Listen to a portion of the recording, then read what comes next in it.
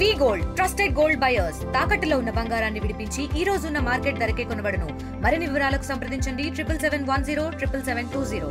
ధారవాడ ఫార్మాసిటీలో మరో ఘోర సంఘటన అనేటువంటి చోటు చేసుకుంది. విశాఖ ఫార్మాసిటీ లిమిటెడ్ రామ్కి గతంలో ఉన్నటువంటి ఆ కంపెనీకి చెందినటువంటి సిఐటిపి కామన్ ట్రీట్మెంట్ ప్లాంట్ ఏదైతే ఉందో ఈ కామన్ ట్రీట్మెంట్ ప్లాంట్ లో ఈ కార్మికుడు చిపురుపల్లి అప్పలనాయుడు అనేటువంటి కార్మికుడు సిసిఫ్ట్ కి హాజరైన కార్మికుడు ఏదైతే ల్యాబ్ టెక్నీషియన్ గా ఉన్నటువంటి చిపురుపల్లి అప్పలనాయుడు ఏదైతే అక్కడ ఉన్నటువంటి మాన్యువల్ నుండి గాఢమైనటువంటి వాయువులకు సంబంధించినటువంటి ఏదైతే వ్యర్థ రసాయనాలు ఉన్నాయో ఆ శాంపుల్ సేకరించే సందర్భంలో ఈ కార్మికుడు అనేటువంటి చిపురుపల్లి అప్పలనాయుడు అక్కడికక్కడే కుప్పకూలి ఆ వాయువులు పీల్చిన తర్వాత చనిపోయడం అనేది జరిగింది.